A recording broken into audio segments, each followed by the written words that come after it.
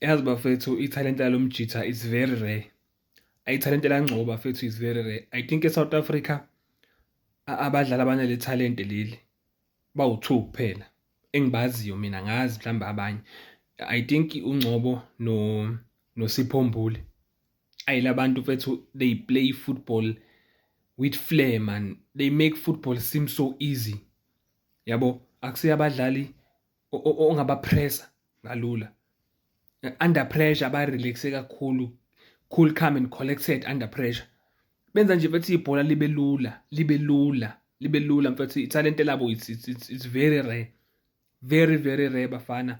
Yabona uNgcobo, mina I still believe ukuthi if engayimisela uNgcobo engayimisela kahle, it's just that he's a little bit lazy man, kanti unethalente lomjida.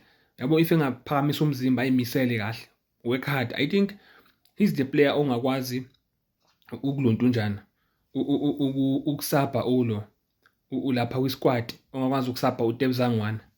Yabo, I think uyena. I'm not saying ukuthi angamhlalisa ebhenchini, no. I'm saying ukuthi makuthiwa usekhathele or something, uyena lona player esingakwazi ukusabha ngalo uTebza, because uTebza right now bafethu kwisquad we know all know ukuthi udlala 90 minutes.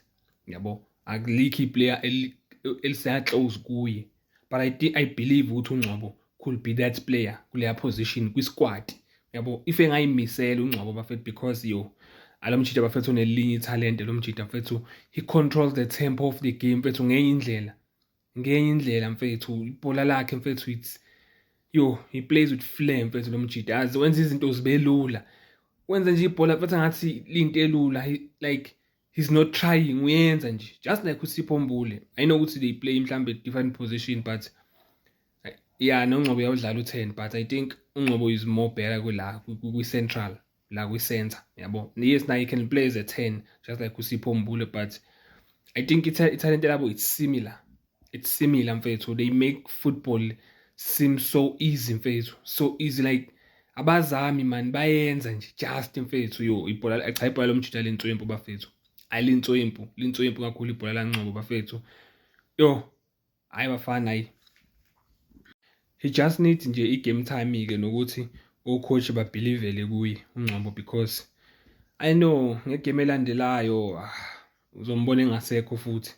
Yabo, sebemshintshile bafaka umoya, but I think le combination lekade idlala nje nge-first half, yabo, kule game le, I think iyona combination engasebenzela kwiKaizer, because kade kade beyifuna i-combination beshafulisha, but nje le combination yakhe lapha eswini, umthetho emva kwakhe bese kuba ushabalala phambi kwakhe. I think it's the best combination bafethu. For mina, I think it's the best combination. Like uyakhona ukulinka laphana noShabalala, uyakhona ukulinka naye this guy bafethu. Italent analo, I don't know if uyarealize mfethu italent akanalo. This guy bafethu untswempu kakhulu uNgcobo bafethu.